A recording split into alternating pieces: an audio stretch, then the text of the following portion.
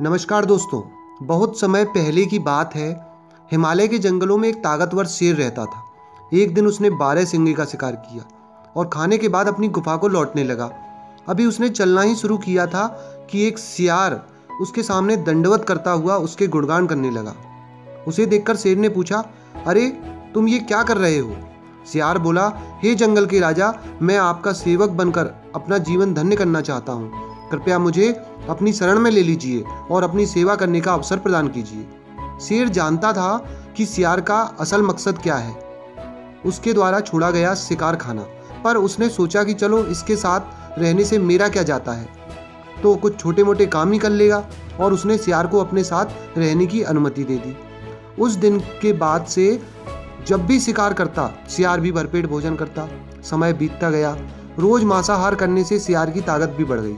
इसी घमंड में वह जंगल के बाकी जानवरों पर भी रौब झाड़ने लगा। और एक दिन तो उसने हद कर दी।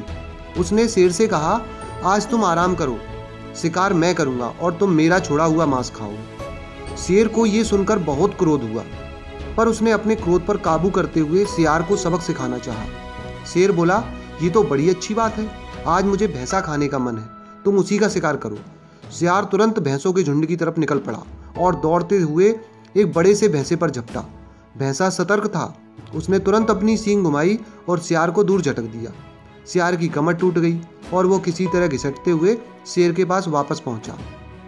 शेर ने कहा, क्या हुआ, भैंसा कहाँ है? तो सियार गिड़गिड़ाते हुए बोला, हुजूर मुझे क्षमा कर दीजिए, मैं बहक गया था और खुद को आपके बराबर समझने लगा था। तब शेर ने कहा, धूर्त, तेरे जैसे का तो यही असर होता है। मैंने तेरे ऊपर दया करके तुझे अपने साथ रखा और तू मेरे ऊपर ही धौंस जमाने लगा।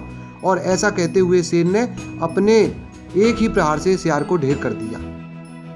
दोस्तों, इस कहानी से हमें ये शिक्षा मिलती है कि किसी के किए हुए उपकार को भूल उसे नीचा दिखाने वाले लोगों का वही असर होता है जो इस कहानी में सियार का हुआ।